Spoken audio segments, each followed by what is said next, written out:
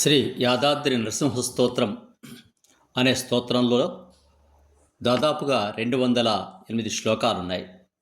దీనిని Shriman doctor upon Kandadai పెరుమాళాచార్య గారు అనేటువంటి వారు రచించారు. ఈ 208 స్తోత్రాల్లో యాదగిరి లక్ష్మీ నరసింహస్వామి యొక్క వైభవాన్ని కమనీయంగా రమణీయంగా తెలియచేశారు. ఆ శ్లోకాలను మనం వీలైనప్పుడల్లా కొన్ని అనుసంధానం చేసుకునే ప్రయత్నం చేద్దాం. అందులో మొదటి శ్లోకాన్ని ఈరోజు మనం అనుసంధానం చేద్దాం. సప్త ప్రాకారయుక్తం సరసిజనయనావాసితం తత్పురాణం వైకుంఠం చాత్ర జాతం వరరుచిముకురం నీలపద్మానురూపం అత్రాస్తే భాసురంగః నరహరివపుషా విక్రమశ్రీ నృసింహః యాదాద్రౌ సర్వదేవైః పరఫల నిశయం సేవకానాం ప్రయచ్చన్. ఈ యాదాద్రి దేవాలయం ప్రస్తుతం ఉన్న రూపాన్ని కాంచినటువంటి ఈ స్తోత్ర రచయిత ఇలా తెలియచేస్తున్నారు.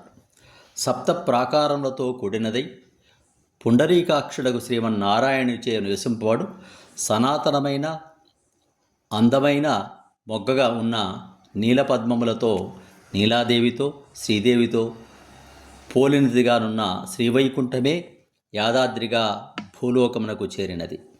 కాంతిగల అంగములు కలవాడై తల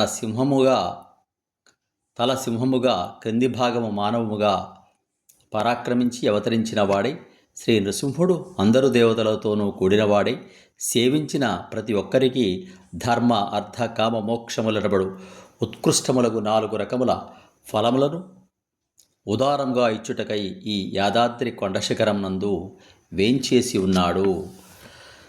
ఈ స్తోత్రములో మంగళకరమగు వైకుంఠము, శ్రీరంగమనందరి సప్త ప్రాకారములు మొదలైనవి తలుచడం వలన శ్రీదేవి భూదేవి శ్రీ నరసింహులను జ్ఞాపకం చేర్చుకునడం వలన మొదటి శ్లోకంలో దైవస్మరణ, ఉత్తమమైనటువంటి దేవాలయముల స్మరణ, దివ్యదేశముల స్మరణ చేయడం ద్వారా వైకుంఠాన్ని కూడా ఈ యాదాద్రిగా భావించడం ద్వారా ఈ స్తోత్రంలో ఉన్నటువంటి అనేక శ్లోకాలలో యాదాద్రి నరసింహస్వామి యొక్క వైభవాన్ని వివరించడానికి ఒక ప్రాతిపదికగా ఈ శ్లోకాన్ని రచించారు శ్రీమాన్ అప్పన్ కందాడై పెరుమాళాచార్య గారు. శ్లోకాన్ని మరి ఒక్కసారి అనుసంధానం చేద్దాం. సప్త ప్రాకారయుక్తం సరసిజనయనావాసితం తత్పురాణం వైకుంఠం చాత్ర జాతం వరరుచిముకురం నీలపద్మానురూపం అత్రాస్తే భాసురంగః నరహరివపుషా విక్రమశ్రీ నృసింహః యాదాద్రౌ సర్వదేవైః పరఫల నిచయం సేవకానాం ప్రయచ్చన్. సర్వం శ్రీ యాదాద్రి నరసింహస్వామి అర్పణమస్తు. సబ్స్క్రైబ్ ఆచార్య శ్రీ సూక్తి ఛానల్. శుభం భూయాత్.